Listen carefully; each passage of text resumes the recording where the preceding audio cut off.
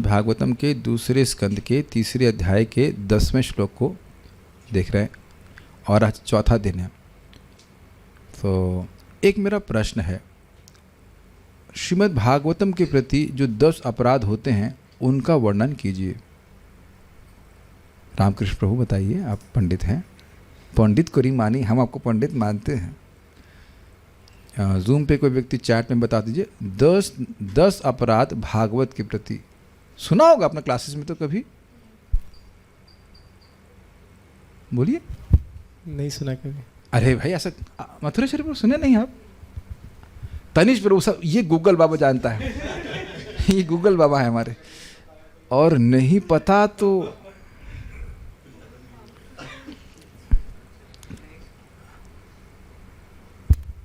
ना पढ़ा ना सुना। अरे कुछ तो अपराध होता होगा। एक अपराध जरूर हो सकता है कि हम प्रोफेशनल उद्देश्य के लिए करें, तो वह तो खैर नहीं हो रहा है। यही बात परम पूज्य देवामृत महाराज बता रहे थे। कह रहे देखिए, नाम अपराध से बचकर के नाम उच्चारण करना कठिन होता है और इसी कारण से प्रेम प्राप्त करने में दिक्कत आती है। नाम तो तुरंत प्रेम देने वाला है, लेकिन अपराध हो जाता है। लेकिन चैतन्य चरितामृत में लिखा है कि इसको पढ़ने वाले को प्रेम मिलता है, और चैतन्य चरितामृत को सुनने पढ़ने में कोई अपराध लिखा है, इसका उनको वर्णन नहीं, तो मैं आश्रय इसका ले रहा हूँ।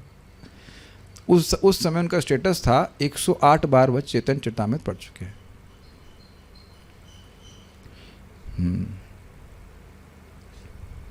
एक भक्त बोल रहे हैं कि भागवत में अश्रद्धा हो, तो जब अश्रद्धा हो तो सुनेगा ही नहीं। जो सुन रहा है उसकी तो श्रद्धा है ना।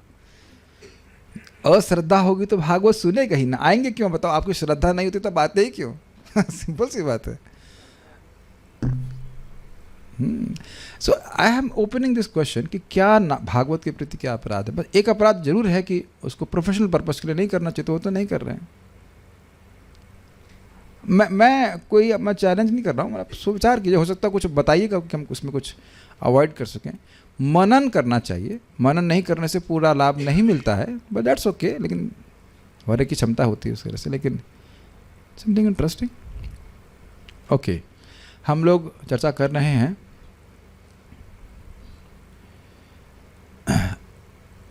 बड़ा प्रसिद्ध श्लोक है, बच्चा बच्चा यहाँ सब जानता है, आंख बंद करके बोल लेगा, अकामा सर्व कामो वा मोक्ष कामा उदारधी तीव्रेना भक्ति योगेना यजेत पुरुषः परम।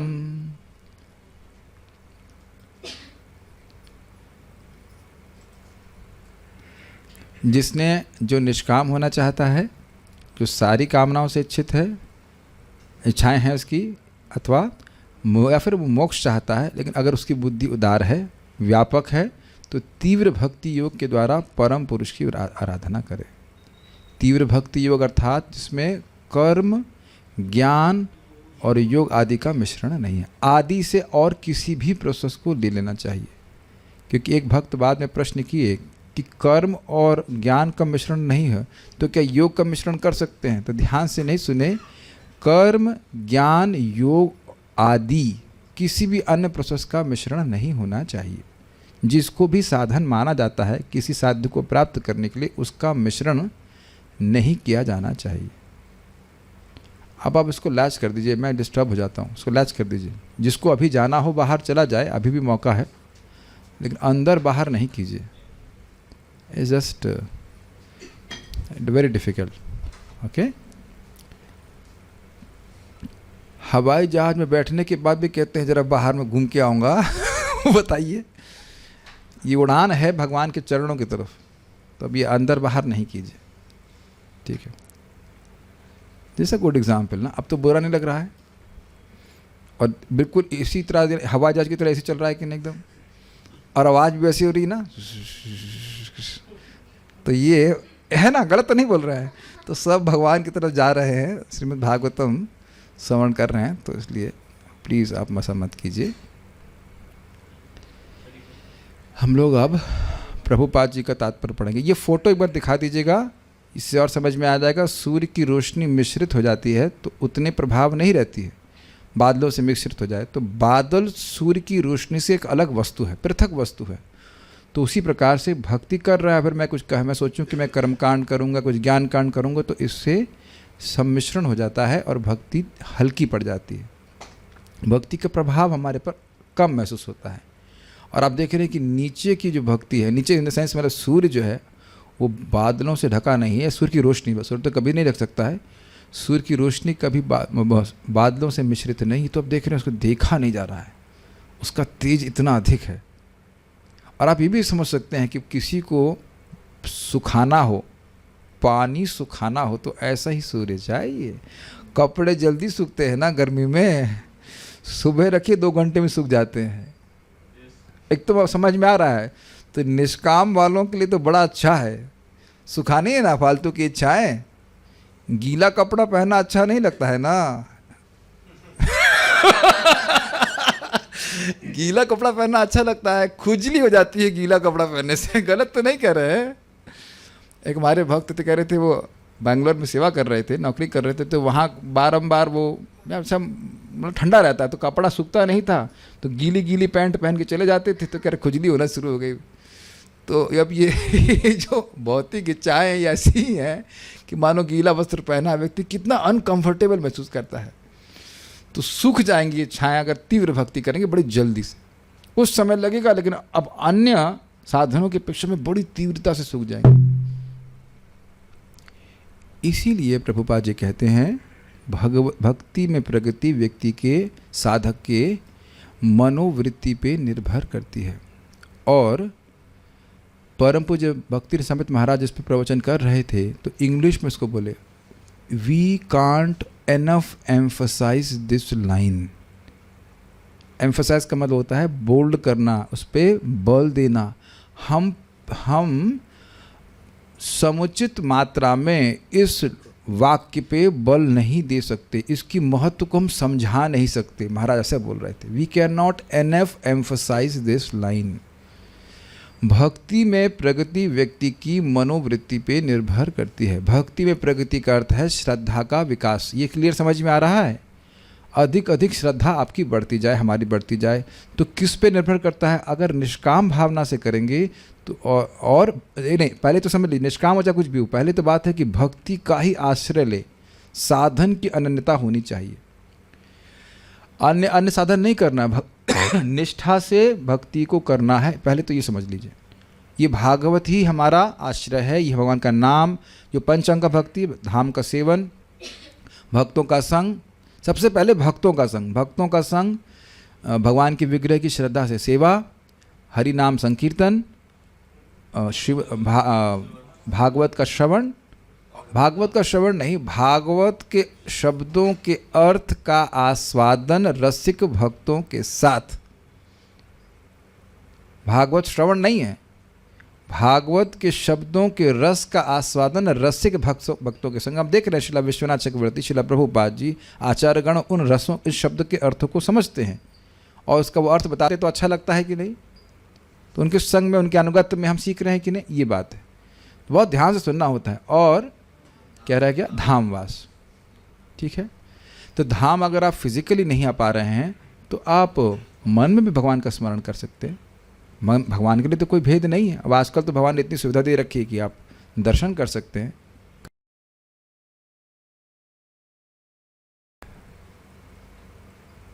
तो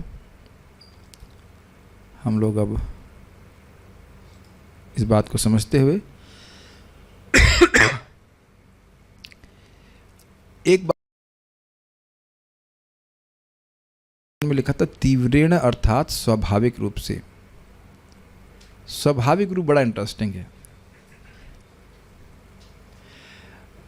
लोग अपने स्वभाव के अनुसार किसी देवता को पसंद करते हैं,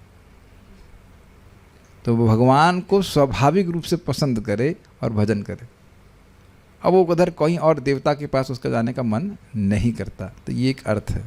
स्वाभाविक रूप से बस भगवान का ही भजन करता है, उसके मन में और कोई देवता के प्रति आकर्षण नहीं होता है। ओके, क्या चीज? अनुपघात। अर्थात कमजोरी रहित।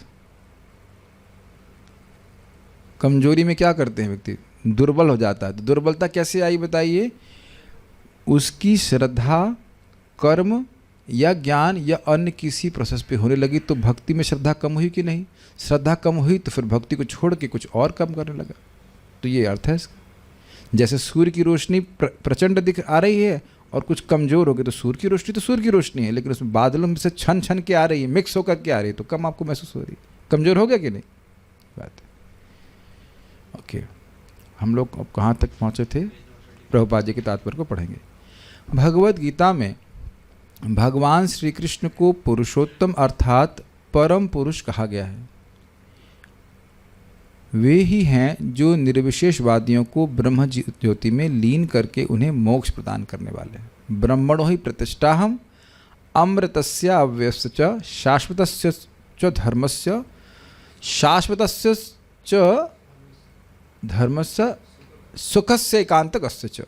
ब्रह्म क्या है? भगवान श्री कृष्ण के दिव्य शरीर से निकलने वाली दिव्य ज्योति को ब्रह्म ज्योति कहते हैं। उसी में वो लीन होते हैं, वो भी भगवान की कृपा से ही होते हैं। भगवान की भक्ति नहीं करेंगे तो वह ब्रह्म ज्योति में लीन भी नहीं होंगे।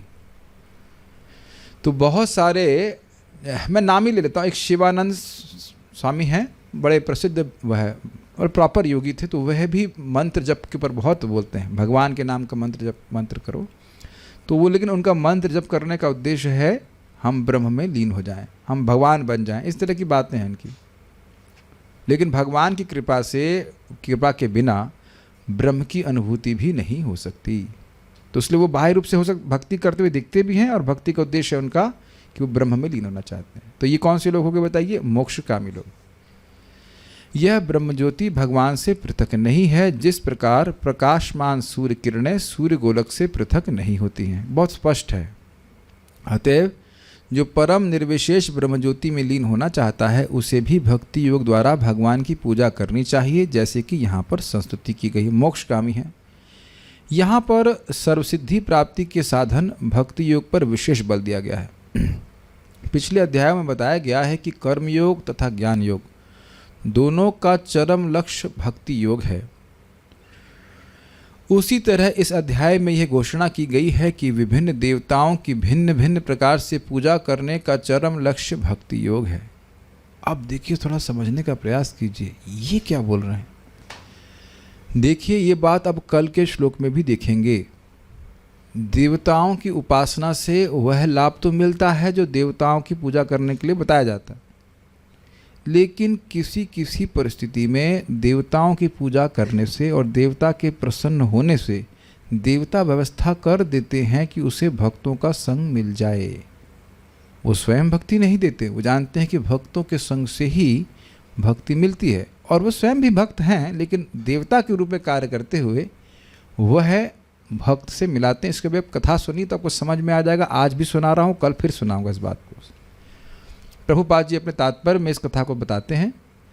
एक बार एक व्यक्ति था, वह शिव जी की पूजा करता था। वह ब्राह्मण था और वह शिव जी की पूजा कर रहा था, और शिव जी से पूजा करते हुए मनाता कि शिव जी मुझे सर्वश्रेष्ठ वरदान दीजिए। गुड, शिव जी मुझे सर्वश्रेष्ठ वरदान दीजिए। तो शिव जी प्रकट हुए उसके सामने और उनने कहा कि ऐसा करो, वृंदावन चले जाओ और वहाँ पे श्रीपाद सनातन गोस्वामी हैं, वह तुमको सर्वश्रेष्ठ वस्तु देंगे। अब ये व्यक्ति नहीं जान रहा था कि सर्वश्रेष्ठ वस्तु क्या है। तो वह जब सनातन गोस्वामी पाद के पास आया तो उसने कहा कि हाँ मुझे सर्वश्रेष्ठ वस्तु चाहिए। तो उन्होंने कहा नहीं, पारस मणि चाहिए, पारस मणि चाहिए, पारस मणि चाहिए। तो शिव जी भेज दिए कि तुम पारस मणि चाहिए तो जाओ सनातन गोस्वामी जी के पास पारस मणि रखी है। पारस मणि का अर्थ था जो जिससे वो संपर्क करेगी वो सोना बना देगी। पारस मणि सनातन गोस्वामी के पास है। शिव जी ने गलत बोला? गलत नहीं बोला। प्रभुपाद जी तात्पर्य में अपने इस कथा को बताते हैं। तो वो गया तो सनातन गोस्वामी जी भजन कर रहे थे, उन्होंने कहा कि पारस मणि दीजिए। तो कहते हैं कचरे के डब्बे में रखिए, ले लो। वो लेके चलता बना। बाद में वह थोड़ा विचार किया कि अगर पारस मणि बहुत मूल्यवान थी तो कचड़े में क्यों फेंका हुआ है? इसका मतलब इससे भी कोई मूल्यवान वस्तु है। तो फिर वह सनातन गोस्वामी पाद के पास आया और उन्हें कहा कि आप निश्चित रूप से कुछ और मूल्यवान वस्तु भी जानते हैं, नहीं तो पारसमणि को आप कचड़े में क्यों फेंक के रखते? इसकी उपेक्षा कर रहे हैं, इसका मतलब इससे भी कोई श्रेष्ठ वस्तु आपके पास है, वो दीजिए। तो कहें, सनातन गोस्वामी कहे, पहले इसको यमुना में फेंक के आओ। That's quite amazing. अगर हमारे पास ये घटित होता तो क्या ही करने वाले थे? नहीं, आप बताइए, पहले उधर ऑफर दीजिए, उसके बाद फेंकूंगा। ये पता लगा दोनों जाएगा। ईमानदारी से बोलिए, फेंकते आप पारसमणि? नहीं फेंकते।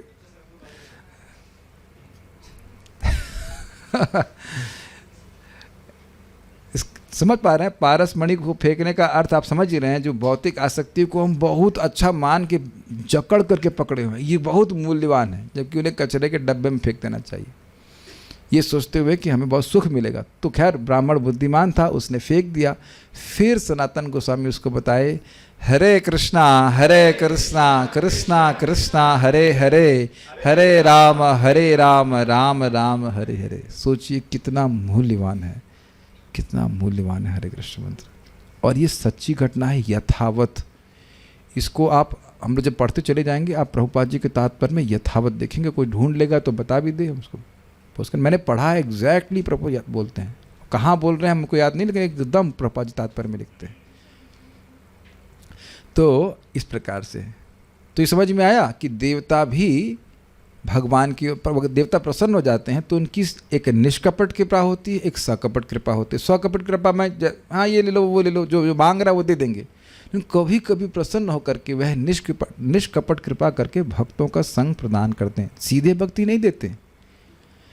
और बृहद भागवत में स्पष्ट है, एक ब्राह्मण पूजा कर रहा था दुर्गा जी की, उनके सपने में आई और उनको गोपाल मंत्र ही दे दिया सीधे। और फिर शिव जी बोले जाओ वृंदावन, वृंदावन में तुम्हारी सिद्धि प्राप्त होगी। तो इस प्रकार से देवता लोग भी सहायता करते हैं। समझ पा रहे हैं बात? ये है। तो देवताओं की उपासना करते करते उसके पापों की शुद्धि हो रही है, पवित्र हो रहा है, नियमों का पालन करता, धीरे धीरे करके देवता लोग उसको ठेलते हैं कि जाओ भक्तों के संग में जाओ, कुछ व्यवस्था करते हैं भक्तों के संग हो जाए। और आप लोग में से काफ़ी भक्त लोग, कितने भक्त लोग यहाँ मेरे सामने उपस्थित हैं वह देवताओं की उपासना करते थे? हाथ खड़ा कर सकते हैं? ओके, प्राय सभी लोग करते थे। आप किसी की भी नहीं करते थे? हम दोनों भाई हम भी किसी की नहीं करते, ठीक है। आप लोग भी ज़ूम पे किसी ना किसी करते होंगे, शिव जी की, हनुमान जी की, इत्यादि इत्यादि। तो दुर्गा जी की, हाँ, मैया रानी की पूजा करते हैं। मैया रानी बहुत बड़ी डिवोटी, इस्कॉन डिवोटी हैं, just in case. Haridas Thakur की डिसाइपल है वो। दुर्गा देवी हरिदास ठाकुर जी की डिसाइपल है। आपको विश्वास नहीं हो रहा है? चैतन्य चरितामृत में लिखा हुआ है, ठीक है। ये बात यहीं समझ लीजिएगा, कल फिर इसको समझाऊंगा मैं, ओके। लेकिन ये हमेशा नहीं होता है, क्योंकि हमेशा आप देवताओं के उपासकों को भक्ति प्राप्त होते हुआ नहीं देखते हैं। और ना देवोपासना भक्ति का कारण है, भक्ति का कारण केवल भक्ति है। लेकिन वो प्रसन्न हो गए तो इस प्रकार से देते हैं। नरसिंह मेहता के बारे में जानता नहीं, ठीक है। आत्म साक्षात्कार का परम साधन होने के कारण इस प्रकार यहाँ पर भक्ति योग की संस्तुति की गई है। चाहे कोई भौतिक भोग की या भवबंधन से मुक्ति की आकांक्षा रखता हो, प्रत्येक व्यक्ति को गंभीरतापूर्वक भक्ति योग अपनाना चाहिए। गंभीरतापूर्वक का बड़ा इम्पॉर्टेंट अर्थ है। भौवें चढ़ाकर और एकदम हंसना नहीं चाहिए, एकदम गंभीर होकर सुनना। यो अभी बोला ना, एकदम गंभीर हो, हंस रही हो, दांत दिखा रही हो, गंभीर, एकदम गंभीर नहीं। दांत दिखा रहे हो प्रेम कृष्ण, चुप एकदम। अरे तब लोग शर्म नहीं आ रही? मैं बोला गंभीर, प्रभुपाद बोले गंभीरतापूर्वक, अगर आप हंसते जा रहे एकदम नहीं हंसना। गंभीरतापूर्वक मतलब बड़ी ही गंभीरता से, गंभीर अर्थ गहराई के अर्थ मेरा, गंभीरता से विचार करे कि कौन सा साधन में सबसे अधिक शक्ति है और फिर उसका चुनाव करे। Make sense to you? देखिए इतना आसान है नहीं। अभी जो लोग हंस रहे हैं उनमें से एक व्यक्ति दुर्गा जी की पूजा के लिए गांव चले गए थे।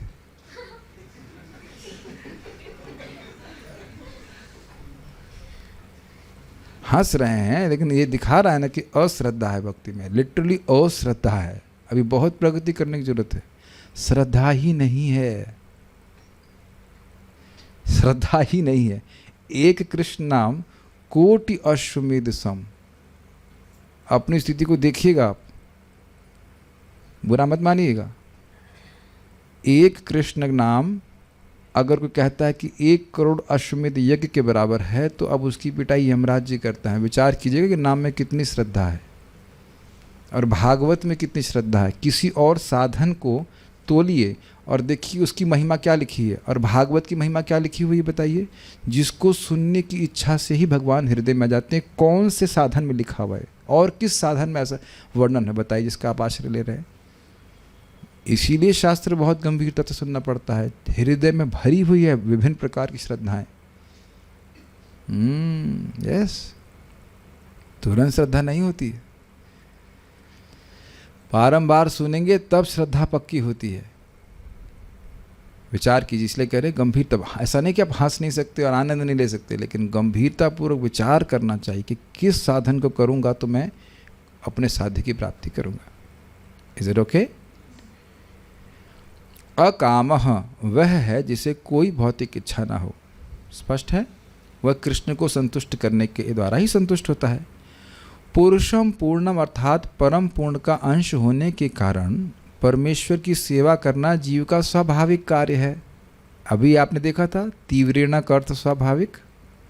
मेरा हाथ मेरी ही सेवा करेगा ना, पेट की सेवा करेगा कि नहीं?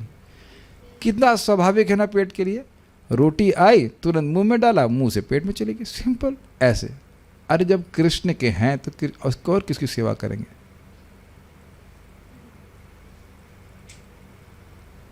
जब भगवान ने बोल दिया कि सारे जीव मेरे ही अंश हैं तो मैं भी उन्हीं का अंश हूं, तो फिर मैं दूसरों की सेवा क्यों करूं? दूसरों का मतलब भगवान से पृथक हो सेवा क्यों कराऊं? बहुत बहुत इजी लग रहा है ना सुनने में, बहुत इजी लग रहा है। भोले भाले कंडीशन सोल्स हम सब लोग को, इतना इजी है नहीं। आप विचार कीजिएगा, प्रभुपाद जी बोलते हैं कभी भी हर समय आप विचार कीजिए कि भगवान की सेवा एक हाथ में है और इंद्रियों की सेवा दूसरे हाथ में है। किसका चुनाव कर रहे हैं? आप विचार कीजिएगा। आज हम एक भक्त को डांट रहे हैं, अभी क्लास में डांट रहे हैं। उनके लिए मैं USB port, multiple USB port order कर दिया था कल ही, और मैं कहीं गीता क्लास में क्यों नहीं आया? पर मुझे वो USB पोर्ट चेक कर रहा था। देख रहे हैं कि बुद्धि कितनी कम है। मैंने कहा जो पहले ऑर्डर कर दिया हूँ उसको तुम ढूंढ रहे हो, और जो गीता पढ़ा रहा हूँ वो तुमने उसमें कुछ नहीं कर, कोई सेवा नहीं कर रहे थे। अज्ञान को देख ही कि कोई सेवा नहीं कर रहे, धिक्कार है। और ये मैं नहीं बोल रहा हूँ, कल बोला गया, धिक्कार है, धिक्कार है। कुछ नहीं कर रहे हैं सेवा, धिक्कार है। अज्ञान में लोग पड़े रहते हैं, समय बर्बाद करते रहते हैं। और हम क्लास करके तनिष्क प्रभु से निकले, हमने कहा कुछ भी हो, जेब में गीता का महात्म्य तो आ गया ना। 12 बजे मर जाओ तो भी 2 घंटे की पढ़ाई होगी। धिक्कार है, टाइम बर्बाद कर रहे हैं। समझ पा रहे हैं बात? लेकिन मैंने सोचा था कि मैं मीठा मीठा बोलूंगा, लेकिन क्या करूं, मेरा स्वभाव आ जाता है सामने। श्रद्धा नहीं है, बहुत मूल्यवान है। देखिए जो बुद्धू हो उसको तो हम चलो माफ़ कर देते हैं, जो बुद्धिमान है उसको बिल्कुल माफ़ नहीं करते। क्योंकि मेरा भी बहुत आग्रह है कि जो बुद्धिमान लोग हैं अगर उनको समझ में आ गया तो वो ज़रूर प्रचार करेंगे, और कितने लोगों का उद्धार हो सकता है। इसलिए मैं डांट रहा हूँ। इसी स्थान पे परम पूज्य वृंदावन चंद महाराज से मैं पूछा था, महाराज हम डीटी वर्शिप तो कर नहीं सकते ज़्यादा, हमने की भी नहीं है। तो महाराज आप लोग शायद थे कि नहीं मुझे पता नहीं, महाराज एकदम स्पष्ट बोल रहे थे कि जिसके पास बुद्धि है उसे शास्त्र पढ़ करके दूसरों का प्रचार, उसको प्रचार करना चाहिए। इसके लिए विशेष बुद्धि लगती है। ऐसी सब लोग नहीं समझ पाते हैं, लेकिन सुन तो सब सकते हैं कि नहीं बताइए? तो वो डांट को सही परिप्रेक्ष्य में समझने का प्रयास किया। जिनके पास बुद्धि है वो उसमें लगाएं शास्त्र में। उस बुद्धि के द्वारा भगवान की उपासना कर रहे हैं। भगवान स्वयं बोल रहे हैं, स्वयं बोल रहे हैं ना गीता में, भागवत में। मैं थोड़ा नम्रता से डांट रहा हूँ। जिनके पास बुद्धि है वो उसको उसमें लगाइए, बहुत बड़ा कल्याण होगा आपका भी और दूसरों के लिए भी। पीपल आर गोइंग डाउन, क्या कहते हैं ना, एकदम नरक नरक का टिकट बना के चल रहे हैं। उनको बताना चाहिए, आपको जब समझ में आएगा तब तो आप बता पाएंगे, ये बात है। तो कभी कभी लोगों को लगेगा कि मैं अपनी क्लास में आने के लिए बोल रहा हूँ, वो हम नहीं बोल रहे हैं ऐसा, लेकिन उस समय हम समझ तो नहीं रहे ना भगवत गीता। पढ़ते हुए दिखते तो चलो मैं चुप ही हो जाता, नहीं पढ़ते हुए देख रहे ना, टाइम बर्बाद करते हुए देख रहे हैं। Not a moment has to be wasted, not a moment has to be wasted. ऐसे सोने खाने में हमारा कितना समय खराब जा रहा है बताइए।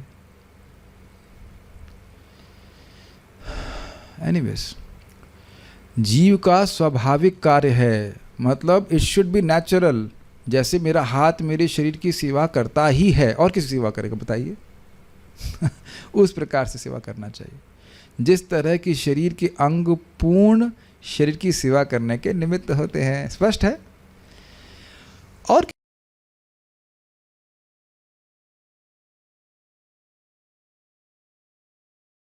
यह जड़ होना नहीं है, अपितु अपनी वास्तविक स्थिति के प्रति सचेष्ट रहना है और इस तरह से केवल परमेश्वर से तुष्टि की कामना करना है। अब एक प्रश्न फिर बन जाएगा, प्रभु जी हमको तो नौकरी करना पड़ता है। क्या आप लोग को सबको आवाज़ ठीक से आ रही? कोई दिक्कत तो नहीं हो रहा? यहाँ पे कुछ कठिनाई बीच में हो रही? आप हो कहीं पे भी, आपकी दृष्टि कहाँ है जरा देखना होगा। समझ पा रहे हैं?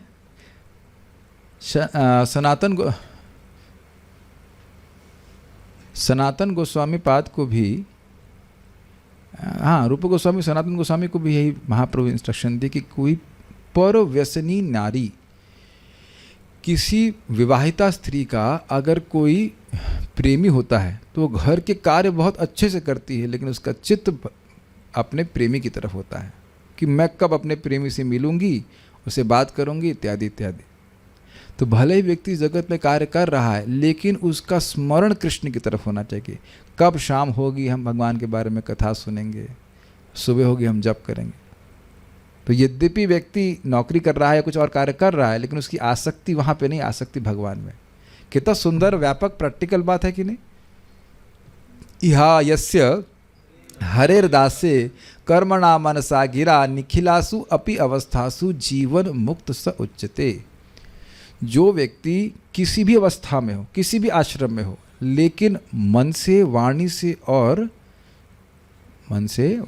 और शरीर से भगवान की सेवा करने की इच्छा कर रहा है, मानो कर ना पाए लेकिन इच्छा कर रहा है, काश मैं भागवत सुनता, काश मैं जप करता, मैं कहाँ फंसा हूँ, तो वह व्यक्ति जीवन मुक्त है। इनको समझना है, और समझेंगे तब हम जब सीखेंगे। कितना पावरफुल श्लोक है। जीते जी वह मुक्त व्यक्ति है। ये जीव की स्वाभाविक स्थिति है कि वह कृष्ण की सेवा करे। Is it not? जैसे देखिए, अभी रामकृष्ण प्रभु परसों आप नहीं आ पाए थे, लेकिन ये तलवला रहे थे कि अरे कहाँ मैं फंस गया, यहाँ मैं सॉफ्टवेयर कर रहा हूँ और मुझे भागवतम छूट रही है। This is very nice, this is very nice. Not that कि आप नहीं आ पाई, नाइस नहीं, लेकिन ये जो खलबलाहट बन रही है कि अरे हम कहाँ नरक में पड़े हैं, नरक के लगता है क्या है, क्या कर रहा हूँ, उसमें करना पड़ रहा है और भागवत छूट रही। समझ रहे बात? तलब समझते हैं, तलब इच्छा, इस प्रकार से। श्रील अजीव गोस्वामी ने अपने ग्रंथ संदर्भ मतलब भक्ति संदर्भ में इस अकाम भाव का भजनीय परम पुरुष सुख मात्र स्वसुखत्वम कहकर व्याख्या की है। भजनीय, जिनका भजन किया जाना चाहिए, परम पुरुष भगवान श्री कृष्ण का सुख मात्र ही स्वसुखत्वम, उनका सुखी करना ही मेरा सुख है, उनको सुखी करके ही मैं सुखी होऊंगा, ये अकाम का अर्थ। और कोई कामना नहीं, क्योंकि ऐसा हो ही नहीं सकता है कि जीव कामना करे ही नहीं। जैसे भी यहाँ भागवत में आप क्यों आए बताओ? कि कृष्ण हमसे बड़े प्रसन्न होंगे। भागवत में आने वाले व्यक्ति, जब भक्त लोग भागवत श्रवण कीर्तन कर रहे हैं तो वह भगवान का उत्सव है। तत्क्षणात भगवान उससे प्रसन्न होते हैं, तो बड़े उत्साह से जाना चाहिए। यहाँ भी आप देखते हैं कि कोई भक्त है, उससे आपको प्रेम है, बड़ा सुंदर आपको मैं बात बताने वाला हूँ आज। बहुत सुंदर घटना हुई, हम नाम नहीं लेना चाह रहे हैं, लेकिन बड़ी सुंदर और बहुत मीठी है। एक बहुत उन्नत भक्त हैं, तो उनको कुछ प्रसाद बनाने की सेवा आज हमारे स्तोका कृष्ण प्रभु और तनिष्क प्रभु को मिल गई, और आइडिया मुझे आ गया था, तो तुरंत प्लानिंग करना हम लोग शुरू किए कि उनकी सेवा कैसे करें, उनके पास प्रसाद हम कैसे पहुंचाएं। और ये दोनों लोग भी उत्साहित हो गए। बैठे हुए तो ऐसे मक्खी मार रहे थे, कुछ काम वाला मक्खी नहीं, वैसे बैठे हुए थे आराम से। जैसे ही उनको मालूम चला और इनका भी उनसे विशेष प्रेम है, उनके प्रति श्रद्धा है, आदर बुद्धि है, तो उत्साह से तुरंत बढ़िया बढ़िया रोटी सब्जी बना करके टिफ़िन पैक करके दे। क्या आप लोगों का ऐसा संग कभी नहीं होता? जिन भक्त से प्रेम है, इनके प्रति आदर बुद्धि होती है, बड़े उत्साह से और प्लानिंग कर करके करते हैं, प्लानिंग कर करके करते हैं। अगर आप चैतन्य चरितामृत पढ़ते हैं तो मेरी बात को अप्रिशिएट कर पाएंगे, कैसे भक्त लोग प्रेम से प्लानिंग कर करके कृष्ण की सेवा करते हैं। समझ पा रहे हैं? प्लानिंग उनकी यही रहती है, हजारों प्लानिंग रहती है।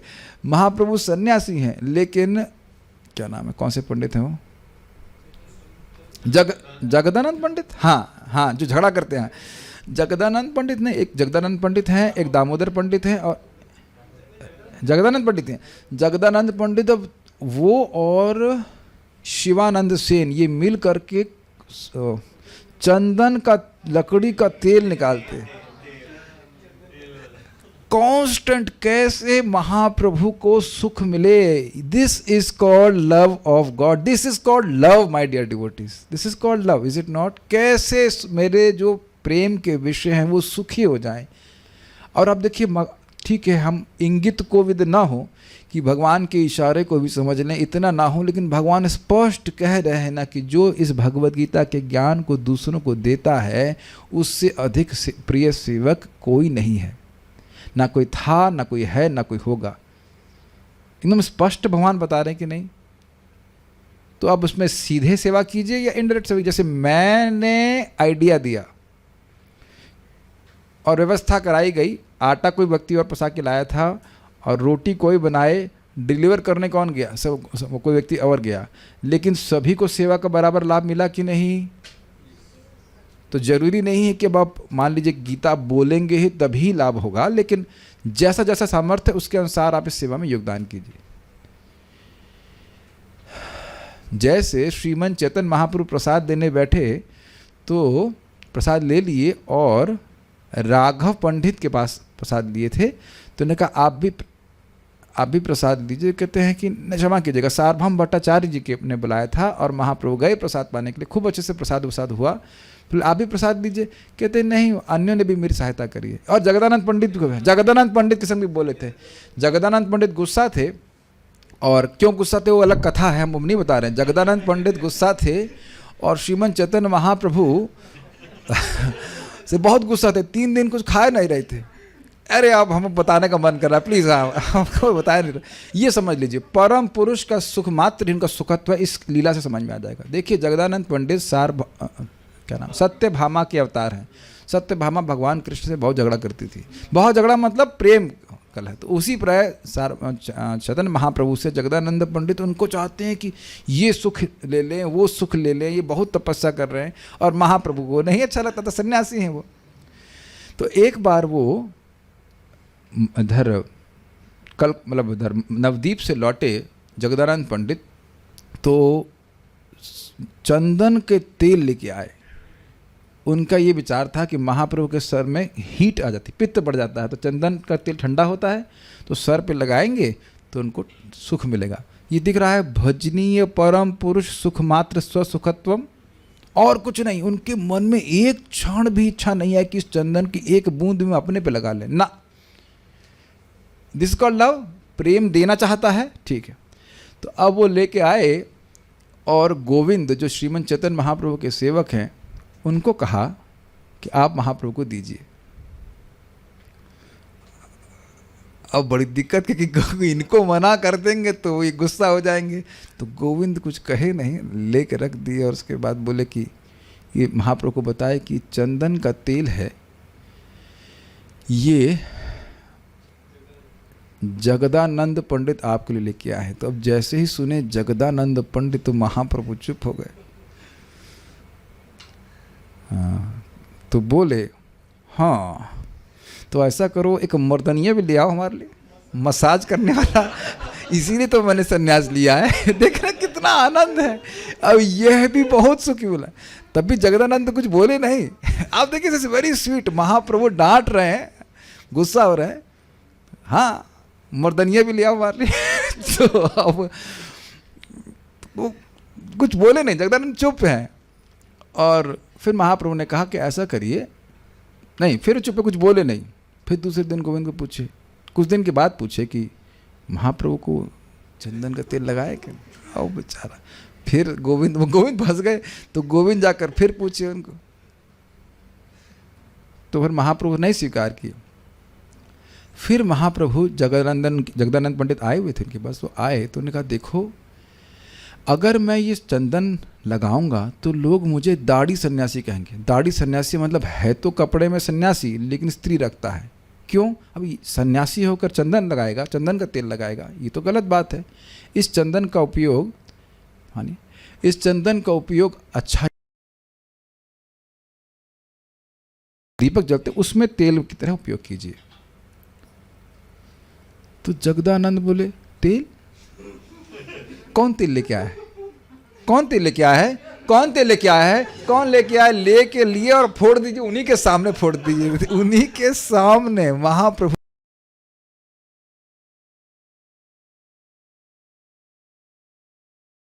टू मच है कि नहीं?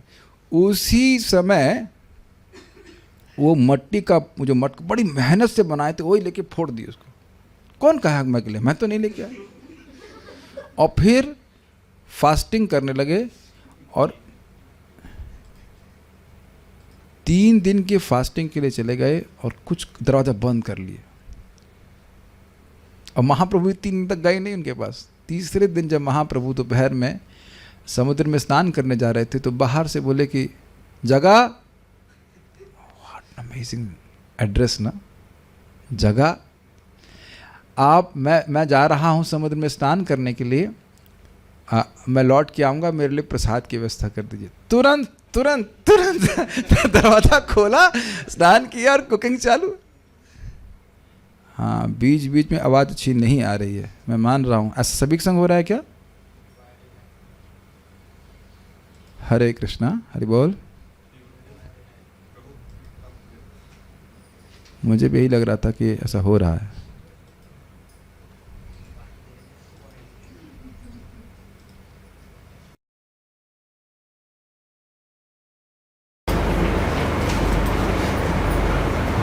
आज की रिकॉर्डिंग पूरी खराब हो जाएगी, इसको अब टच नहीं कीजिए।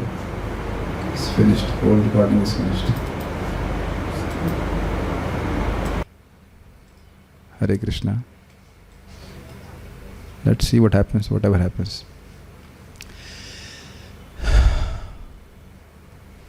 तो जगदानंद इस प्रकार से तुरंत वह अपना नहा धोकर के बाहर आए और कुकिंग करने लगे। और फिर महाप्रभु लौट करके आते हैं और फिर प्रसाद पाते हैं। तो फिर जगदानंद को फिर बोलते हैं कि तुम अब मेरे सामने खाओ।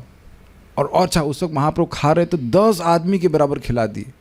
और महाप्रभु चुपचाप खा रहे हैं, जानते कि इसी में इसका सुख है, और इसको मैं मना करूँगा तो ये फिर फास्टिंग चालू कर देगा।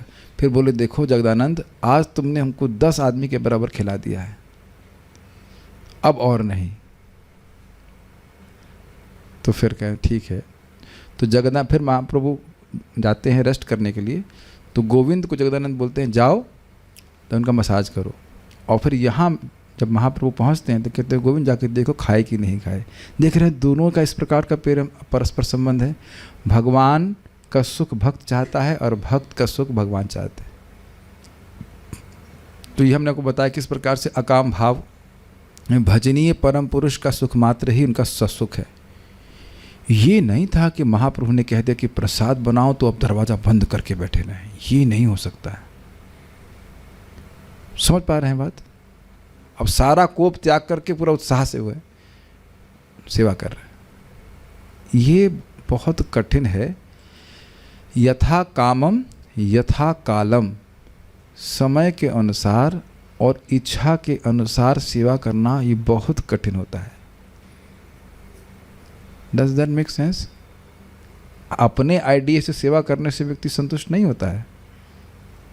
परम पूज्य राधा गोविंद महाराज अपने शिष्य को भेजे कुछ कार्य से, और पूरा दिन बीत गया, वो सामान लाने में मुश्किल से आधा घंटा लगता, पूरा दिन बीत गया, वो लेके नहीं आया। तो शाम को जब महाराज के पास आया तो महाराज पूछे कहाँ गया था तुम? तो कह रहा महाराज वो मैं नहीं ला पाया था। क्यों नहीं ला पाया? कि महाराज मैं सुना ही नहीं कि आप क्या लाने के लिए बोले।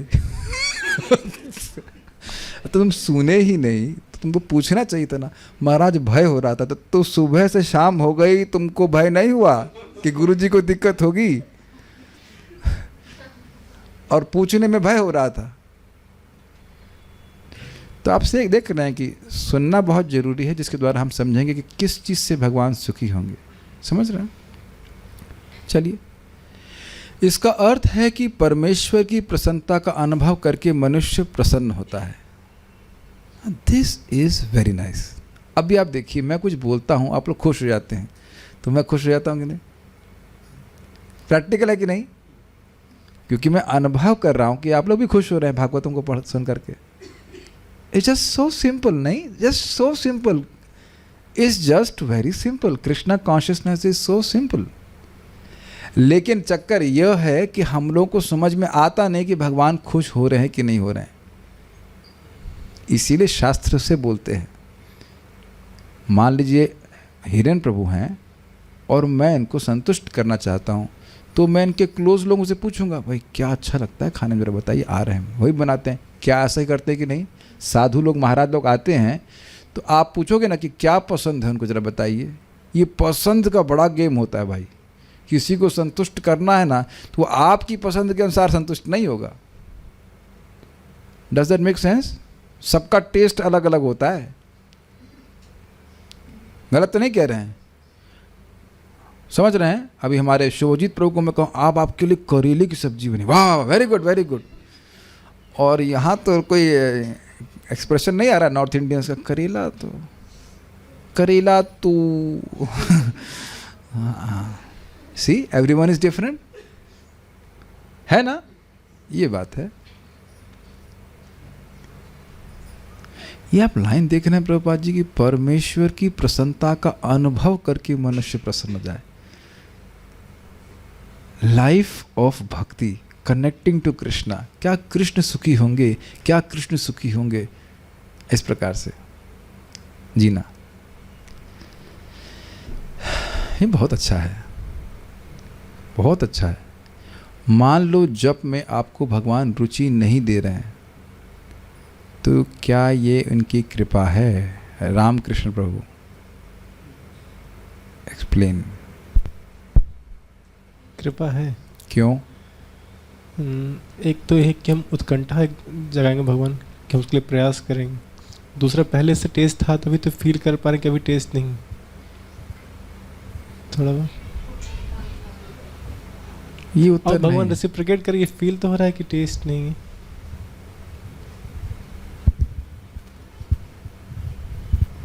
मुझे टेस्ट नहीं है, लेकिन मुझे ये पता है कि नाम जप से भगवान प्रसन्न होंगे। वेरी गुड आंसर, हरि बोल, clap for this, very good answer. Krishna is training you to be selfless. और यही बात उन्होंने गोपियों की बोली थी कि जानबूझ करके मैं अपने आप को तुरंत भक्तों को प्रकाशित नहीं करता। जैसे नारद जी का भूल गए आप, थोड़ा टेस्ट दे दिए फिर छुपा लिए उसको। और ये वो टेस्ट कहाँ, क्या करो, खूब नारद जी लगे पड़े ऐसे नहीं, भगवान की कृपा से प्रकाशित हो। कभी देखेंगे, एक दिन यही रामकृष्ण बोले थे, आज तो प्रभु जी बहुत बढ़िया माला हुआ। क्या किए थे कि बहुत बढ़िया माला हुआ? माइक में बताएंगे आप? माइक में बताइए, जल्दी से बताइए लाला, जल्दी बताओ, जल्दी से बताओ, जल्दी बताओ क्या किए थे। याद नहीं, इनको याद भी नहीं है। कई बार आप देखेंगे कुछ नहीं किए रहते हैं और बड़ा आनंद आता है और सोचते हैं अब हम वही ट्रिक लगाएंगे और तेरी ट्रिक सब फेल हो जाती है ऐसे। Because Krishna has to reveal. ये आप लोग कुछ अनुभव कर रहे हैं कि हम प्रयास कर रहे हैं, लेकिन we are not achievers, we are receivers. और हम कभी कभी सोचते हैं कि नाम में रुचि नहीं मिल रही तो भगवान रेसिप्रोकेट नहीं कर रहे हैं। नहीं, यही उनका रेसिप्रोकेशन है आज। क्योंकि हम फिर विचार करेंगे मुझसे कहीं कोई अपराध तो नहीं हो रहा है, हाँ? नहीं तो कभी नहीं सोचते ना। मैं एक एग्जाम्पल दे रहा हूँ और बहुत जगह इस परिस्थिति में कृष्ण मेरे हृदय में, मुझे कैसे कार्य करना चाहिए कि वो सुखी हो जाए, ये विचार करना चाहिए व्यक्ति को। Is it okay? इस परिस्थिति में मुझसे क्या चाहते हैं भगवान, और कभी कभी दूसरे भक्तों के द्वारा भी बता देंगे आपको बात। शिक्षा आपको किसी से भी भगवान दिलवा सकते हैं। आपने देखा भी होगा कि हम कुछ गलत कर रहे हैं और कोई भक्त बोल देगा तो बाद में हम विचार करेंगे तो हाँ, यह तो भगवान ही हमको डांट रहे हैं या हमको शिक्षा दे रहे हैं उस भक्त के माध्यम से। Is that okay? या आपने देखो कोई लेक्चर सुन रहे होंगे और आपको कुछ मैं गलत कर रहा था, तो आप लोग महसूस किया है कि नहीं? यस। कभी कभी मुझे कोई व्यक्ति बोला, जबकि मुझे नहीं पता रहता, प्रभु जी हम एक प्रश्न लेकर के आए थे, आपने उत्तर दे दिया। अब ये तो मैं कोई सोच रहा हूँ, ऐसा मैं कोई सिद्धि तो लिया नहीं कि आज इनका ये प्रश्न है उनका ये प्रश्न है, सोच करके मैं क्लास दे रहा हूँ, ऐसा नहीं है। लेकिन कई बार ऐसा हो जाता होगा। ठीक है जीव, ये तो आप प्रैक्टिकल देख रहे हैं कि भागवत सुनने से हमें प्रसन्नता होती है। तो क्यों प्रसन्न हो रहे हैं बताइए? क्योंकि भगवान प्रसन्न होता है, सीधी सीधी बात है। जीव की यह अंत चेतना भौतिक जगत में जीव की बद्ध अवस्था में भी कभी कभी प्रकट होती है, और यही अंत चेतना अल्पज्ञ व्यक्तियों के अविकसित मनों द्वारा परोपकार, समाजवाद, साम्यवाद इत्यादि में अभिव्यक्त होती है। सांसारिक क्षेत्र में समाज, समुदाय, परिवार, देश या मानवता के रूप में अन्यों की भलाई करने का दिखावा उसी मूल भावना की आंशिक अभिव्यक्ति होता है जिसमें शुद्ध जीव परमेश्वर की प्रसन्नता को अपनी प्रसन्नता समझता है। This is a beautiful line of Srila Prabhupada ji. Prabhupada ji अकाम की ही व्याख्या कर रहे हैं। कहते देखिए जगत में भी हम देखते हैं जो लोग निस्वार्थ होते हैं उनकी बहुत प्रशंसा होती है, स्वार्थी लोगों की प्रशंसा नहीं होती है। आप देखो स्वतंत्रता संग्रामी या और भी जो लोग हैं जो बहुत बड़े समाज की सेवा किए, मदर टेरेसा भी आप देख लीजिए, बहुत लोग समाज की सेवा करते हैं निस्वार्थ भाव से, तो उनकी बड़ी प्रशंसा होती है। क्यों? वह करने में भी उनको एक रस मिल रहा है। जितना हम निस्वार्थ भाव से सेवा करते हैं उतना ही हमको किसी भी सेवा में अच्छा लगता है। सबको मान्य है ये बात। स्वार्थ परख सेवा सुख नहीं देती है, समझते हैं बात? तो क्योंकि जीव मूलतः निस्वार्थ है, भगवान का निस्वार्थ सेवक है, अब भगवान को तो जान नहीं रहा है, तो वही प्रवृत्ति उसकी इस जगत में सेवा के रूप में प्रवृत्त होती है। और कठिनाई ये है कि हम निस्वार्थ होकर सेवा करें भी, लेकिन जो हमारा सेव्य है वो स्वार्थी है और उसके पास हमारी सेवा का मूल्य प्रतिदान करने की क्षमता नहीं है। हमारे ऑफिस में व्यक्ति आए, बता रहे थे सुबह 6 से लेके अगले दिन रात में 3 बजे तक, अगले दिन सुबह 3 बजे तक काम किए हैं इस व्यक्ति के लिए, और जब उसका मतलब फ़ायदा हो गया उस व्यक्ति को निकाल दिया। मैं शायद आप उस रूम में थे उस वक्त। हाँ, इतना तो वजन हम लोग कभी नहीं किए ना। यहाँ पे भी आपने देखा है, ये देखा है कि एक बड़ा भाई है, हम तो वाकई ऐसे व्यक्ति से मिले जिसने अपना खूब काम किया। याद है सदोरा में हम लोग थे, आप भी शायद उस बैठे हुए थे, तो एक व्यक्ति आया, वो बता रहे थे कि हमने पूरा जीवन अपने भाइयों को दे दिया लेकिन वो लात मार के चले गए। हमने कहा बहुत बढ़िया हुआ। फिर मैंने कहा यहाँ जब आते हो भक्तों के संग में, ये बताओ कि एक भी व्यक्ति तुमसे कुछ भी चाहता है? He was shocked. कहते नहीं, और यही चाहता है ना कि प्रसाद खाओ, कीर्तन सुनो, कथा सुनो, सुखी हो जाओ। अब भी तुमको अकल नहीं आ रही कि कहाँ शक्ति लगानी चाहिए, लेकिन ये प्रवृत्ति है निस्वार्थ होने की। Make sense to you? परम पूज्य राधानाथ महाराज का बड़ा सुंदर स्टेटमेंट है, सुनना चाहेंगे आप? It's pretty heavy. Your advancement is not dependent on how many rounds you are chanting, but how much selfless you are. कितना माला जाप कर रहे हैं इससे आपकी प्रगति नहीं निर्धारित होती है, कितने निस्वार्थ हैं उससे प्रगति होती है। और यही बात परम पूज्य वृंदावन चंद महाराज समझा रहे थे। अकाम सवय पुंसाम परो धर्मो यतो भक्तिर अधोक्षजे अहेतुकी अप्रतिहता येनात्मा सुप्रसिद्धति। एकदम एक ही बात कहें देखिए वही परधर्म है जिसका लक्ष्य भाव भक्ति है। भगवान के चरणों में प्रेम हो जाए वही परधर्म है, और वो थोड़ा भी किया जा रहा है लेकिन वो परधर्म है। और हो सकता है कि लोग बहुत कुछ करते हुए दिखें लेकिन उनका लक्ष्य भाव भक्ति ना हो, तो वह परधर्म नहीं है। भागवत बोल रहे हैं लेकिन उद्देश्य क्या है? बड़ा मकान बनाना। ऐसे हैं लोग, ऐसे लोग हैं। और मेरे पास ही, मैं बता रहा हूँ, कई बार बता चुका हूँ, 35 भागवत सप्ताह कराए उन्होंने, और फिर भी रिसर्च चल रहा है कि भगवान कौन है। वाह, वेरी गुड। और फिर खुद मुझे बोले कि मैं भागवत सप्ताह भागवत के लिए नहीं, गौशाला के लिए डोनेशन कलेक्शन करने के लिए कर रहा था। देख लीजिए कितना प्रभाव है, क्या प्रभाव हुआ। 35 भागवत सप्ताह, 35। तो आयोजक भी वैसा और जो बोलने वाला है वह भी वैसे इसी प्रकार से। सी प्रैक्टिकल देखा जाएगा। हम नाम नहीं रख रहे हैं, लेकिन पार्थ प्रभु के गांव में व्यक्ति गए थे, एकदम मुख पे बोले।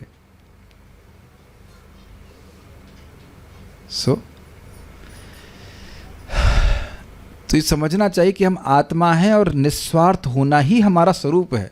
तो निस्वार्थ भाव से सेवा करने का प्रयास करना चाहिए। Is it okay? अब हमको कैसा लग रहा है उससे कोई मतलब नहीं है। अब रात में, बुरा मत मानना, रात में कोई बगल में सो रहा, वो पॉटी कर दे तो बहुत बुरा लगेगा ना, बेड के ऊपर। क्या? और हम लोग ये सब करके नहीं आए। माँ की गोद में पॉटी नहीं की है, बताइए कौन बच्चे नहीं किया है? तो माँ क्या फेंक देती है? फेंक दिया होता तो हम कुछ बोल रहे होते अब तक कथा। हमने एक बार माँ को पूछा, क्या हम भी आपको परेशान करते थे? हाँ, तो कैसे पल गए हो? ऐसे पल गए हैं। माता, प्रपात बोलते हैं, माता का ही प्रेम जगत में निस्वार्थ प्रेम की एक अभिव्यक्ति है। माँ कुछ नहीं चाहती, ठीक है। ऐसी उत्कृष्ट भावनाएं ब्रजभूमि की गोपियों द्वारा भगवान की प्रसन्नता के लिए प्रकट की गई थी। केवल कृष्ण के सुख विधान में ही वे लगी रहती थी। गोपियों ने किसी प्रतिफल के बिना भगवान से प्रेम किया, और यह अकाम भावना की पूर्ण अभिव्यंजना है। अभिव्यंजना मतलब अभिव्यक्ति, मैनिफेस्टेशन। गोपियों में बड़ा रुचिकर है। देखिए, अरे अब हम कुछ नहीं मांगेंगे तो कुछ मिलेगा ही नहीं ना।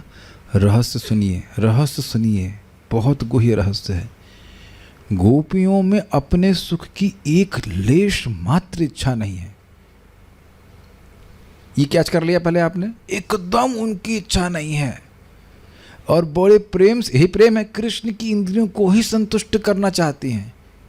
लेकिन कृष्ण को मान लो वो एक एग्जाम्पल दे रहा हूँ, 100 पॉइंट का सुख देती हैं, तो कृष्ण बदले में उनको अरबों गुना सुख देते हैं, जबकि उनको सुख की बिल्कुल इच्छा नहीं है। बड़ा अद्भुत है। यानी कि यदि सुखी होना चाहते हैं भक्ति में, तो आपको सुख की कामना छोड़ करके भगवान को सुखी करने का प्रयास करना चाहिए। और ये बहुत सिंपल है, कठिन कुछ नहीं है। हाथ ने गुलाब जामुन, एक मिनट को, गुलाब जामुन को पकड़ना है, तो गुलाब जामुन आँख ने देखा, क्या आँख खा पाई? अरे तो फ्री की सेवा है, ये तो बेगारी है, कुछ नहीं मिला हमको देखने का। अच्छा चलो कोई बात नहीं, हाथ को डायरेक्ट किया उसने, हाथ ने उसको पकड़ा, क्या मिला हाथ को? कुछ नहीं मिला, नहीं मिला ना कुछ। मुंह में डाला, जीभ के द्वारा फिर पेट में पहुंचा, तो अब बताइए कौन से अंग को नहीं मिला? कैच कर रहे हैं बात? एक बाहर से लग रहा है कुछ नहीं मिला उसको, एकदम निस्वार्थ, लेकिन पुष्ट हुआ कि नहीं? This is how we can be happy, by stopping to trying to be happy. What does that mean? भगवान को सुखी करने का प्रयास करें, भगवान से पृथक होकर सुखी होने का प्रयास निष्फल जाएगा। जैसे आंख देखती ही रहेगी, रसगुल्ले का रस पेट में नहीं पहुंच पाएगा, ना उसके पास पहुंच पाएगा। भाई अब अगर ना समझ में आ रहा हो तो इतना, अगर मैं एग्जाम्पल दे रहा हूँ आयुर्वेद का, कि आंवले के द्वारा आँखों की ज्योति बढ़ती है। गलत तो नहीं बोल रहा हूँ तानिश प्रभु? तो अब आप लोग कल से आंवले का रस आँखों में डालना शुरू कर दे, यही तरीका है ना? तनिष प्रभु गलत तो नहीं बोल रहा हूँ, आप अभी आप देखो बोले, मैंने बोला कि आंवले के रस से आँख की ज्योति बढ़ती है ना। तो इसका अर्थ क्या हुआ तनिष प्रभु? इसका अर्थ यह हुआ कि आंवले का जूस निकाल करके आँख में डालना शुरू करते हैं। पूरा वीडियो देखेगा, ये अर्थ नहीं है। लेकिन हाँ, तनिष प्रभु क्या कहना चाहेंगे इसके ऊपर? नहीं, ऐसा कुछ नहीं करना है, उसका सेवन करना है। हाँ, सेवन ही तो करना है उसको, सेवन आँखों में डाल आँख से नहीं आँख से नहीं, जीभ से। हाँ, अरे तो उसमें आँख को क्या मिलेगा? पेट में जाएगी तो उसका जो इम्पोर्टेंट अंश है वो आँख तक अपने आप पहुँच जाएगा। जी, जो आँख के लिए अंश वो आँख पे पहुँच जाएगा और बाकी जो भी वो पोषण करने वाला अन्य अंगों को भी मिल जाएगा। सिंपल है, स्वाभाविक। Make sense to you? ठीक है। तो गोपियाँ केवल कृष्ण की सेवा, सुखी विधान के बारे में सोचती हैं। ये सब प्रार्थना करना चाहिए। Give me the power of pure intentions, give me the power of pure intentions. ज़रा सा भी कुछ अपने लिए ना चाहूँ, केवल आपके सुख विधान के लिए चाहूँ। प्रेम बिना व्यर्थ मोरा दरिद्र जीवाना, दास करी वेतन मोरा दिया प्रेम धन। Make sense to you? ये है सब अकाम भावना है।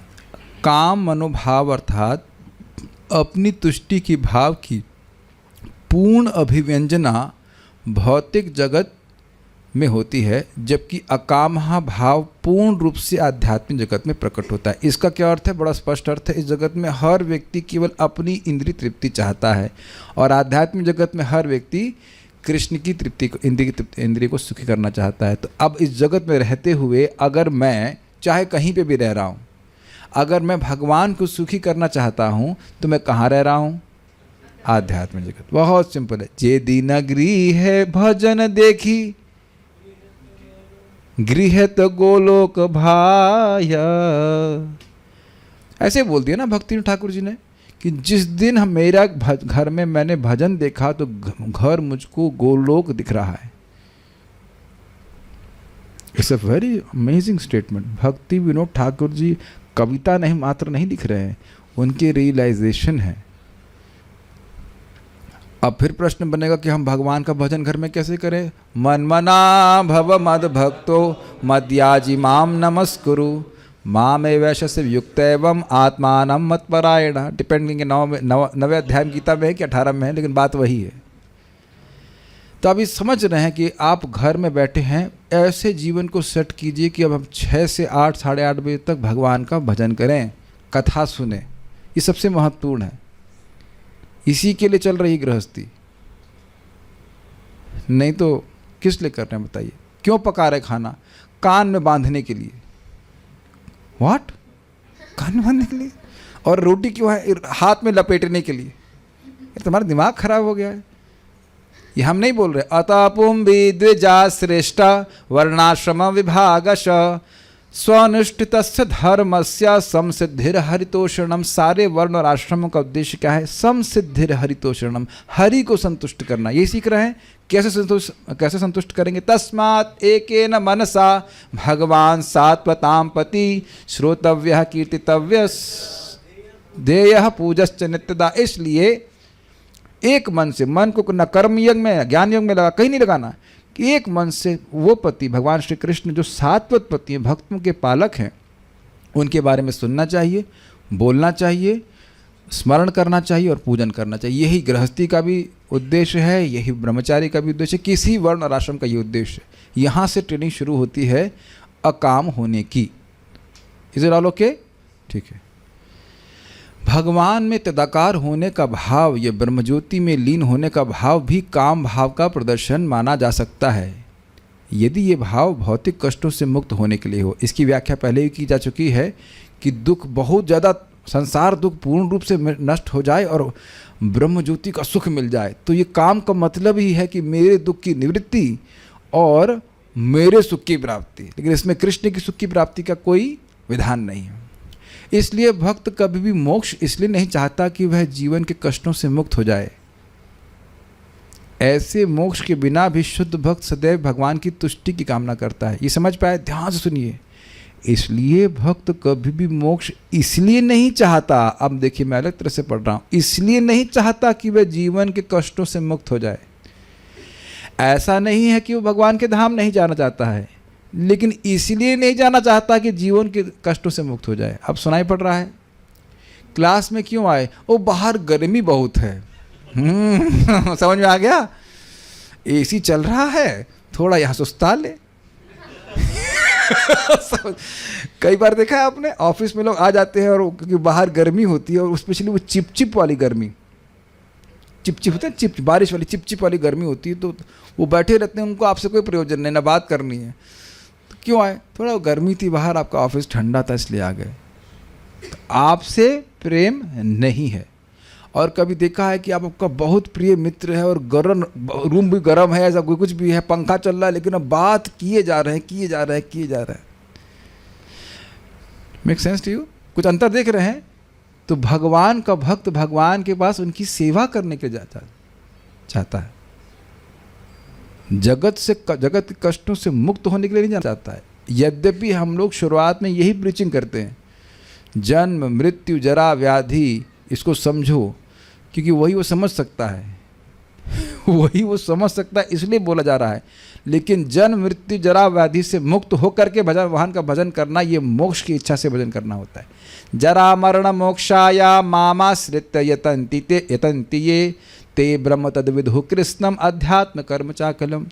भगवान ने 7वें अध्याय में बोला है, अलग अलग इच्छाओं से लोग भगवान का भजन करते हैं। जो राग से पूजा करते हैं वो हैं मय्यासक्त मना अपार्था, और जो 4 प्रकार के लोग हैं, अर्थार्थी यानी कि धन की इच्छा से, दुखी, जिज्ञासु और ज्ञानी, ये 4 हो गए।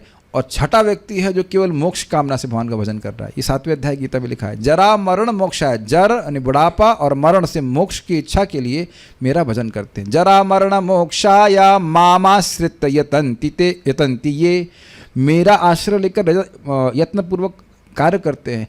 ते ब्रह्म तद्विदुः कृष्णम अध्यात्म कर्म चाखलम, वो ब्रह्म को जानते हैं और वो केवल आध्यात्मिक कर्म करते हैं ताकि उस जगत में फंसे नहीं, लेकिन मोक्ष प्राप्ति करने के लिए।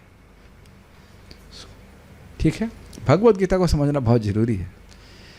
ऐसे मोक्ष के बिना भी शुद्ध भक्त सदैव भगवान की तुष्टि की कामना करता है। याद आया, जिसमें आप राजी उसमें हम राजी। तुमको मोक्ष नहीं दूंगा तो नहीं दीजिए, हम सेवा करना चाहते हैं। अर्जुन ने काम भाव से प्रेरित होकर कुरुक्षेत्र की युद्ध भूमि में लड़ने से इनकार कर दिया था, क्योंकि वह अपनी तुष्टि के लिए अपने संबंधियों को बचाना चाह रहा था। और आपको याद है, जो गीता पढ़ते हैं वो जानते हैं, कहेंगे कि गीता भगवान अर्जुन को बार बार बोल रहे हैं, हम कैसे सुखी होंगे। और गीता के अंत में क्या बोले? करिष्ये वचनम तवा। सिंपल बात। अब हम सुखी हों या नहीं उससे मतलब नहीं है, हम आप सुखी हों, हम आपकी बात मानेंगे, ये बात बोल रहे हैं। दिस ओबीडियंस, ठीक, इतना आसान है, बहुत कठिन है, क्योंकि यही हमारी बीमारी है, स्वैर आचरण हम सभी की, कि जो मन में आए वो करना चाहते हैं। प्रभुपाद जी बोले हैं ना, देयर इज एनफ तपस्या, डोंट क्रिएट योर ओन।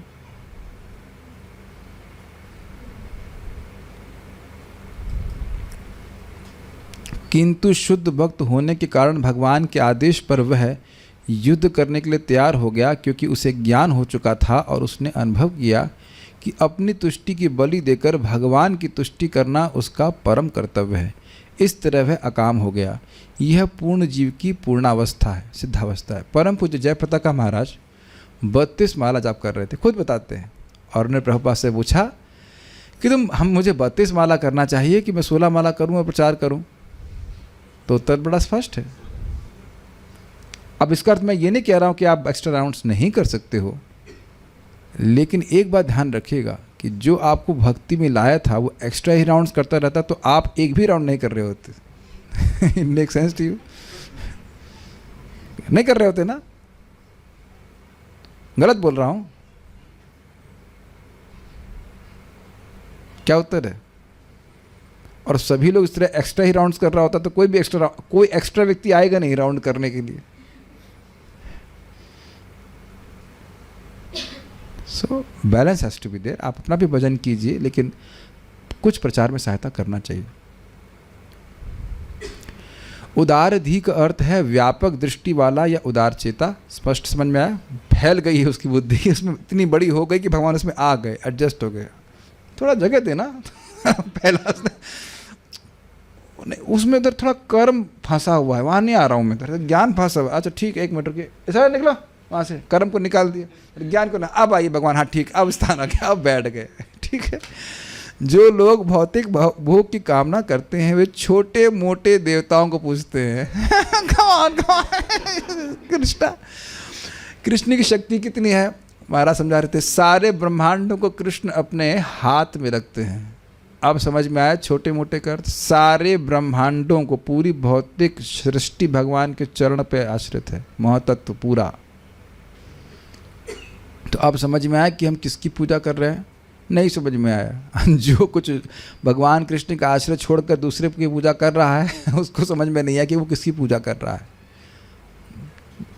उनको समझ में आ रहा है, लेकिन हमको नहीं समझ में आ रहा है। भगवान 7.20 में ऐसी बुद्धि को हित ज्ञाना अर्थात ऐसे व्यक्ति की बुद्धि जो संज्ञा शून्य हो चुकी है कहकर भर्त्सना की गई है। कामैस्तैस्तैर हृत ज्ञानः प्रपद्यन्ते अन्य देवता तम तम नियममास्थाया प्रकृतया नियता सोया। जिनकी बुद्धि काम के द्वारा बिल्कुल हर ली गई है, अपना वो विवेक बिल्कुल खो गए हैं, वह अन्य देवताओं के पास जाते हैं, मेरे पास नहीं आते। ये बात है, विवेक शून्य, संज्ञा शून्य, स्पेस्ड आउट, ज़ॉम्बी। ओम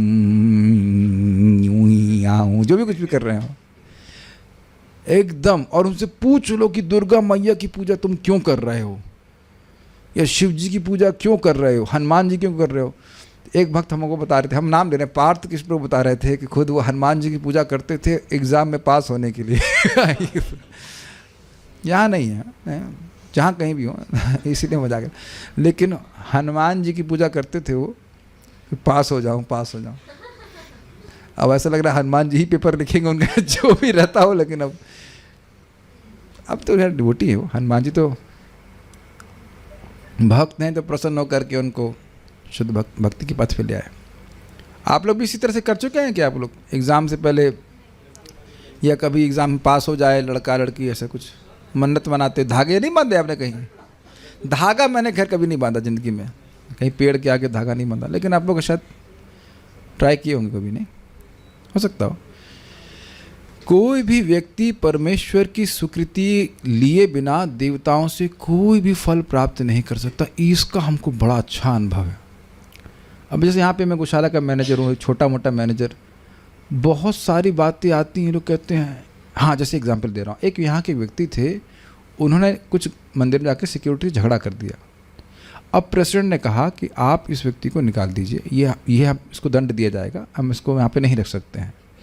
तो अब मेरी क्षमता नहीं है कि मैं इंडिपेंडेंटली उसको रख सकूं। बात समझ में आई? और बार बार वो मुझको अप्रोच कर रहा है। हमने कहा भाई प्रेसिडेंट आप जब बोल दिए हैं तो मैं कोई इंडिपेंडेंट मैनेजर नहीं हूँ, उनकी शक्ति से ही मैनेजर हूँ, इतना आपको समझना होगा। या तो आप उनसे माफ़ी मांगिए, भाई मैं कैसे आपको इंडक्ट कर दूंगा, जो भी सैलरी आ रही है ठीक है वो मेरे सिग्नेचर से आ रही है, लेकिन मुझे अधिकार दिया गया है प्रेसिडेंट के द्वारा, तब ना मैं आपको कुछ सैलरी दे पा रहा हूँ। इतनी तो अक्ल होनी चाहिए। वहाँ झगड़ा कर लेंगे तो कैसे काम बनेगा? समझ रहे बात को? ये बात है। और इसी बात को भगवान गीता में कहते हैं मय्यैव विहितान हितान। जितने भी देवताओं के द्वारा फल दिए जा रहे हैं वो मेरे द्वारा विहित होते हैं, तभी व्यक्ति कोई दे पाता है, नहीं तो दे नहीं सकता। तो आप कहीं कहाँ देते हैं? परमात्मा के रूप में। और देवताओं को भी पता है कि ये व्यक्ति अगर इतनी पूजा करेगा तो इसको इतना देना चाहिए। ये कौन बनाया नियम? भगवान ने बनाया। नहीं देंगे तो भी दिक्कत है, नहीं देंगे तो भगवान देख रहे हैं कि नहीं क्यों दे रहा है।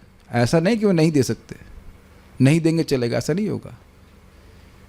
जैसे आप यहाँ देख रहे हो ना कि आप लोग टैक्स देते हो गवर्नमेंट में, तो वो गवर्नमेंट के सर्वेंट ऐसा नहीं कि मन में आए करें नहीं करें, ऐसा नहीं है। अच्छी गवर्नमेंट है तो कहेगी नहीं वो लोग टैक्स पेमेंट कर रहे हो, तुम दो, तुम्हें करना पड़ेगा, है कि नहीं?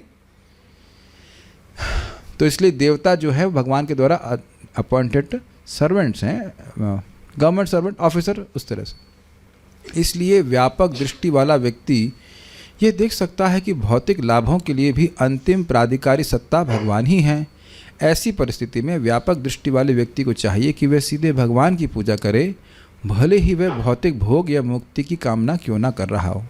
चाहे कोई अकाम हो या सकाम या मोक्ष काम, हर एक को तत्परता से भगवान की पूजा करनी चाहिए। तत्पर समझते हैं, लगे रहे, ये नहीं कि अब एक दिन माला उठाया, 2 दिन छोड़ दिया, फिर तीसरे दिन फिर उठाया, फिर उसके बाद फिर छोड़ दिया। ये कोई तरीका नहीं है। वैसे तो ठीक है, कोई नहीं करने से ये तो अच्छा ही है, लेकिन रोज़ लगा, तत्पर मतलब रोज़ लगा पड़े।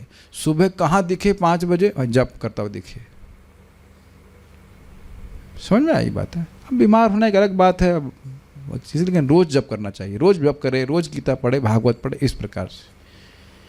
इसका अर्थ यह होता है कि कर्म तथा ज्ञान के किसी प्रकार के मिश्रण के बिना ही भक्ति योग पूरी तरह लागू किया जा सकता है। अर्थात कर्म कांड करने की और ज्ञान कांड करने की कोई जरूरत नहीं है। भक्ति आपको सर्व सिद्धि प्रदान करने वाली है। जैसे अमिश्रित सूर्य की किरण अत्यंत तीव्र होती है। ये आप समझ में आ गया। इसका अर्थ क्या है? भक्ति को ही साधन के रूप में ले, अन्य साधनों का आश्रय नहीं ले। इसी तरह श्रवण कीर्तन इत्यादि का अमिश्रित भक्ति योग आंतरिक उद्देश्य से निरपेक्ष होकर सबों के द्वारा संपन्न किया जा सकता है। इसका मतलब क्या है? भक्ति में सबसे प्रमुख है श्रवण कीर्तन स्मरण। तो किसी की कैसी भी इच्छा हो, वह श्रवण कीर्तन स्मरण का आश्रय ले सकता है। किसी भी इच्छा से कर रहा हो, मान लो किसी की संतान की इच्छा है या कुछ भी कर रहा है, वो कर सकता है। कर सकता है का मतलब आज्ञा नहीं दी जा रही कि वह इस इच्छा से करे। सबसे अच्छा है कि निष्काम भावना से करे, तो उसको प्रेम प्राप्त होगा, उसके लिए सबसे उससे वो पा करके वो सुखी हो जाएगा। लेकिन वो नहीं कर पा रहा है, तो जो भी चित्त की स्थिति है वहीं से वह भगवान के भजन करना शुरू करे, तो भक्ति उसके हृदय को शुद्ध भी कर देगी। तो इस प्रकार से हमारा यह अध्याय पूर्ण हुआ, श्लोक पूर्ण हुआ, अध्याय नहीं। और उम्मीद है कि कुछ आप लोगों को इसकी पकड़ बनेगी। अब एक प्रश्न हो जाएगा, तो भाई अब देवताओं की उपासना करने वालों को भी कुछ लाभ मिलेगा या नहीं मिलेगा? उसको हम लोग कल सुनेंगे। कुछ देवताओं की उपासना करने वालों को भी कुछ परम कल्याण कुछ मिलेगा या सब ऐसे ही रह जाएंगे? बहुत ही रोचक श्लोक है, कल उसको हम देंगे। बस अभी कुछ देर बाद पोस्ट कर दिया जाएगा। वेरी इंटरेस्टिंग, बहुत ज़्यादा इंटरेस्टिंग है, तो उसको हम कल देखेंगे। कोई प्रश्न किसी भक्त का है या नहीं? श्रीमद् भागवतम की जय, श्रील प्रभुपाद की जय, निताई गौर प्रेमानंदे।